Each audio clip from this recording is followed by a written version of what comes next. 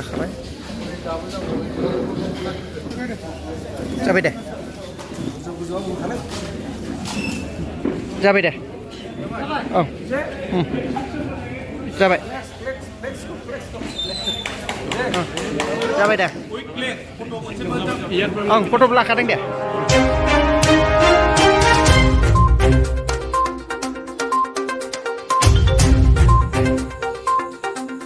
खौसेथि बर' सुबुं आफादनि 9थि बोसोरसालियानि बानजाय आफादखौ दिनै दाफुंबाय। दिनै 25 अक्ट' रबिबार सानजौफुनि 12 रिंगायाव गुवाहाटीनि बाथौफुरिनि बाथौ थानसालिनि नब्लाङाव फैगौ 7, 8 आरो 9 जानुवारियाव 2023 शंकरदेव कलाक्षेत्रआव जानो गोनां खौसेथि बर' सुबुं आफादनि 9थि बोसोरसालिया जथुमानि बानजाय आफाद दाफुंनाय हाबाफारिया जोबनानै थांबाय। मख'जाथावदि बे बानजाय आफादखौ गोबां दैदेनगिरि लानानै दाफुंनाय जायो। फारियै आफादगिरियाव मानिनां एमएलए मुस्रि रमेन्द्र नारायण कलिता, लेङाइ आफादगिरि मुस्रि सुभाष बर', मावफुं आफादगिरि बिकेडब्लिउएसिनि सोलोंथाइ इएम मुस्रि अनिल बसुमतारी, गाहाय नेहाथारि मुस्रि बाबुल बर', नेहाथारि मुस्रि प्रणब बर' इएम, बिकेडब्लिउएसिनि मुस्रि जयकान्त बर' इएम, बिकेडब्लिउएसिनि बिथांमोनखौ लानानै खौसेथि बर' सुबुं आफादनि 9थि बोसोरसालियानि आरसिखौ दाफुंनाय जायो। बे हाबाफारियाव गोबां माहारियारि आफादफोरा बाहागो लानायजों लोगोसे खौसेथि बर' सुबुं आफादनि आफादगिरि मनरन्जन बसुमतारी बिथाङाबो बाहागो लायो।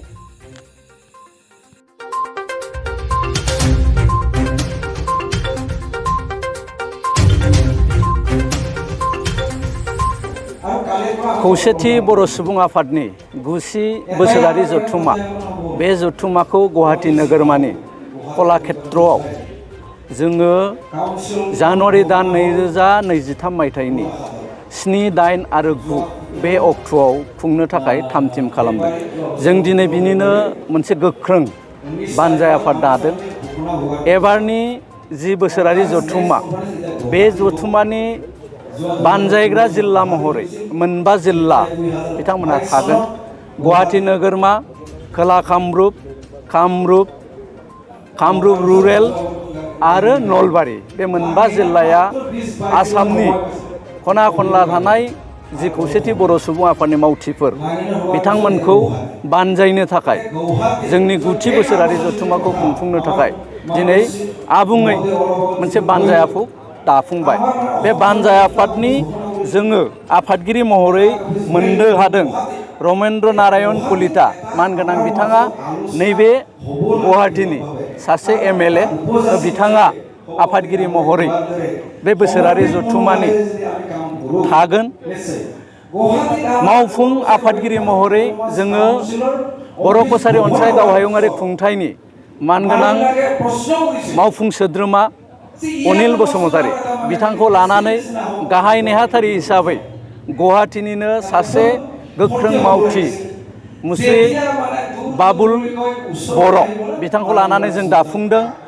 लेङाइ आफादगिरि महरै जोङो सुभाष बर', मानगोनां दशरथ बर' बिथाङाबो बर' कछारी वेलफेयार अट'नमास काउन्सिलनि सासे मावफुं सोद्रोमा।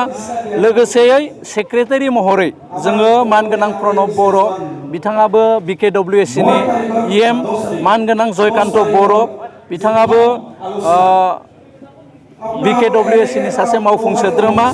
दुलाराय बर' फरायसा आफादनि गुवाहाटी जिल्लानि मानगोनां आफादगिरि अनजालु बसुमतारी बिथाङा नेहाथारि महरै थागोन।